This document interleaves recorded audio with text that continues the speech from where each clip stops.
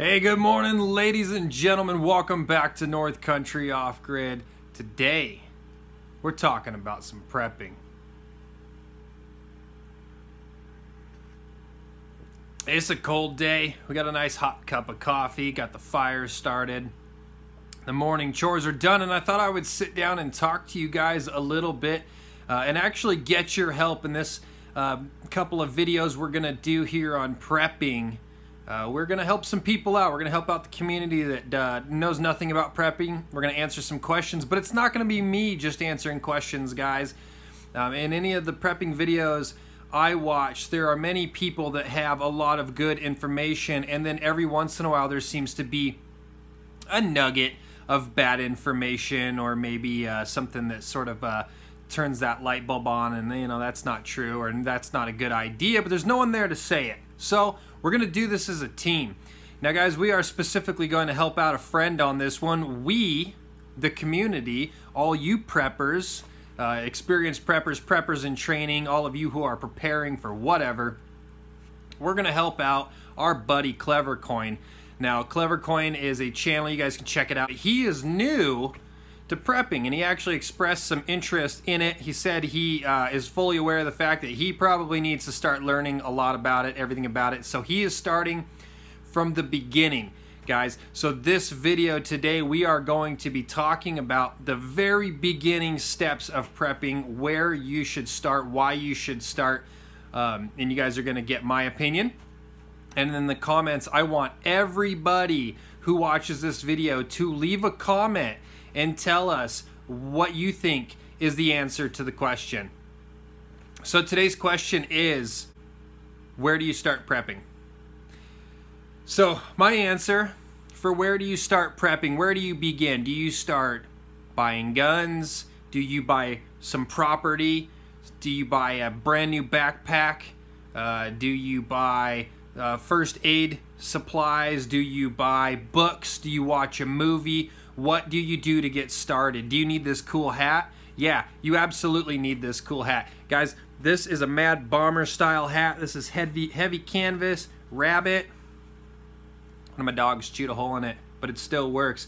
It says rabbit fur. This is the warmest hat you'll ever buy. If you think you can find a warmer hat out there than a Mad Bomber style hat, let me know. Put that in the comments. I challenge you, because I can't do a lick of work in this thing without sweating instantly. So, prepping tool number one. Guys, so my answer to this question is as follows. I believe that if you are going to start prepping, the very first thing that you need to do is understand why you're prepping, what you're prepping for. Now, there's many reasons to start prepping. If you were down in the Gulf Coast during Hurricane Katrina, you might start prepping because of a natural disaster such as that.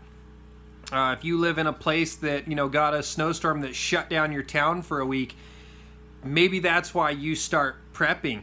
If you believe that aliens will come down and destroy everybody, that's where you start prepping. If you believe in a zombie apocalypse one day knocking at your door, that is what you start prepping for. So I feel that the answer to this is you need a reason to prep. You need to know why you're doing it. And I think that you should do the research to have a logical starting point. There are many opinions out there as to events that could take place to where you should need to prep for. There's a lot of grandiose schemes out there that could take place, and some people don't give validity to them, and they should. And that's where we're going to start today. So my answer, guys, was know what you're prepping for. Now today I am going to introduce you guys to something, and I'm going to send it to Clevercoin, and Clevercoin is going to take a look at it. He's going to research it, and then you guys can go over there and talk to him about it and see what he thinks. But guys, we're going to go and help Clevercoin. So what I'm going to give Clevercoin and what I'm going to introduce to you guys is the book 1 Second After by William Forstchen. 1 Second After, guys, if you have not read the book 1 Second After, read the book 1 Second After.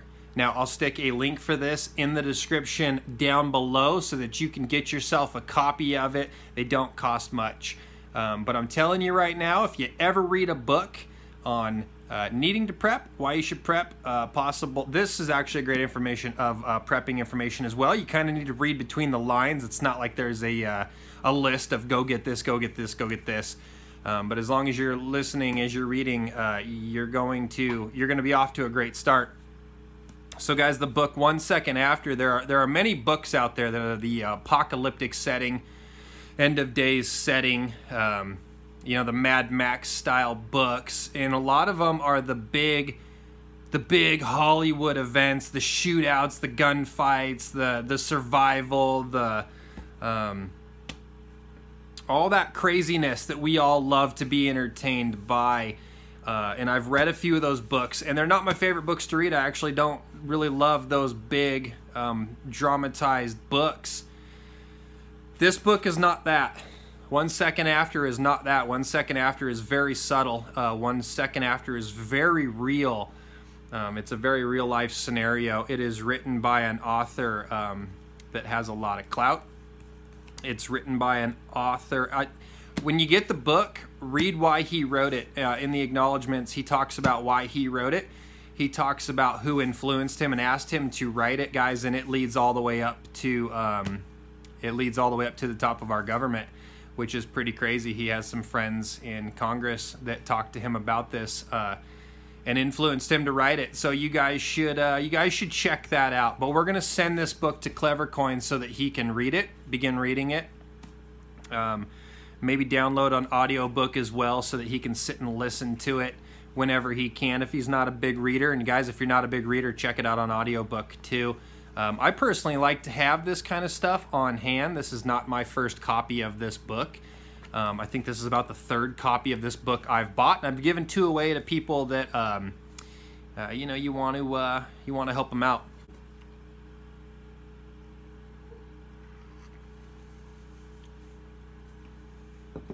So talking about prepping, guys, there's a lot in this lifestyle, homesteading, off-grid living, you know, farming. There's a lot in this lifestyle that is prepping, and you might not realize it. You know, and prepping is just preparing for unknown events. You know, it's buying extra water and food. You know, in case you get snowed in. The possibility of getting snowed in where we are here is very real. We have been snowed in before. We do get large amounts of snow. It doesn't look like this year it's going to be a problem, but you know, having a food supply for the possibility of you not getting out to get food is just a good idea. Now, every spring, many of you will go out and chop firewood for the year. Some of you are very good at chopping firewood, and you've got it for 3 years. Some of you even more so. But there are many people who have learned that you need to cut firewood, cut more than you think you will need. And some people take that even further and cut years and years and years supply of firewood.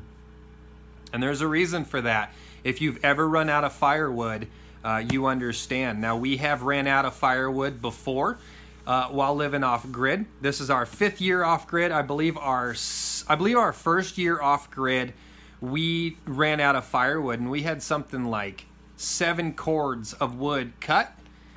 We had a pretty hard winter. It was a very cold winter. We had just built the first cabin that we were staying in, and it was very big, and it was unfinished, and it wasn't well insulated, and we had a very bad stove, and that stove ate firewood like nobody's business, and we went through over 7 cords of wood. We were outside cutting wet wood, just trying to make sure that we had wood. Now, we never got snowed in at that place. It was never, you know, the chance of us being stranded there was not necessarily a possibility. We were a little closer to getting out there than we are here. Here's a much further drive to get out. But the threat is very real, you know, and if you don't prepare for these kinds of things, you could make a big mistake. So that following year, we cut 10 cords of wood, and that was the 2nd year off-grid. Now, we brought everything with us. We wound up only burning through, I think, like 6 or 7 cords of wood, because we did get a new stove and we did insulate some of the cabin a lot better, and we didn't have as harsh of a winter. We had a lot of snow, but not as bad of cold temps. So we wound up actually bringing a surplus of wood with us when we moved to this place, and then with all of the wood cutting that we did around here, we were able to stack up even quite a bit more wood than usual. So we've done good out here, but we've learned to have more. Now, I'm not ahead years on my firewood cutting. I do cut enough for that year, let it season all summer, but my goal, my improvement is going to be to cut firewood for multiple years to come. So guys, that's just a couple of scenarios on what you might need to be prepared for. And with these scenarios, these preps change all around the world. You know, you might not be in an area where snow is a factor, you know, so what is it you need? More water storage? Is that big for you? So guys, in the comments, I want you to do 2 things. One, I want you to let me know, where is the first thing you should start? What do you think the first thing you should do is if you start prepping, or if you're deciding to prep? What would you tell your friend who's asking you, hey, I want to start prepping, what do I do first? And the second one is what's the major prep where you're at? What is your most important prep? What do you think is, for you, for your family, the most important aspect of your prepping? Put it in the comments.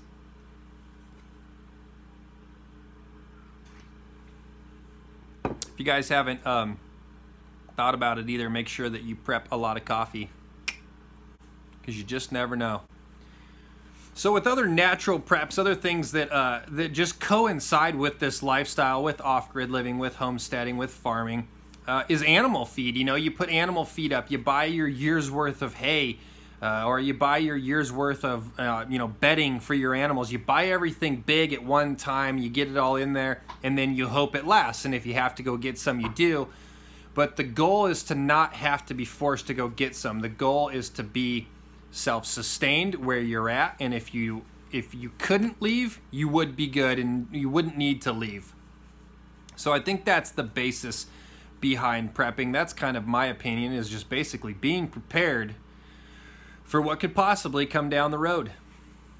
Alright guys, well that's it for this video. Clever Coin, we're hoping you're gonna learn something, buddy. We're all gonna help you out, guys. We're all gonna do this as a community. The comment section, I'm hoping, is gonna be one of the best places that you can go to get tips on prepping, to get tips on being prepared, and just all those little hints, the little tips, tricks that you need to learn, and that people, you know, may have learned for you, and now they're gonna share it. And I'm hoping that the comment section just becomes a wealth of knowledge. So we've got a lot to cover, guys. We are going to try and take this from the very beginning and help you out. So if you haven't even started, that's where we're going to take this from. So I hope you're following along. If you know somebody who might benefit, or if you know someone that you want to try and expose to prepping, maybe help them see the light, you guys share this video with them. Send them over, have them subscribe, click that bell, check it out, and we'll all do this together as a big old prepping community. And we're going to help out Clever Coin, because Clever Coin is in California, guys. And I know, enough said, but Clever Coin's in California and he needs help. We're going to help him. We're going to help him see the light. So if you guys have any questions, make sure you put them in the comment section as well. If you have something that you would like us to cover on this topic, there's tons of material to cover for prepping. There are so many places to go, but if there's something specific that you guys want to know, then I'll try to bring it up, or maybe I'll bring it up if I think it's a good question. We'll bring it up and we'll bring the entire community in on it, do a video on it.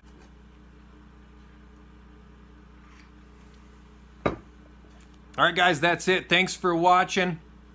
Make sure you hit that subscribe button, click that little bell so you'll get notifications of our recently released videos.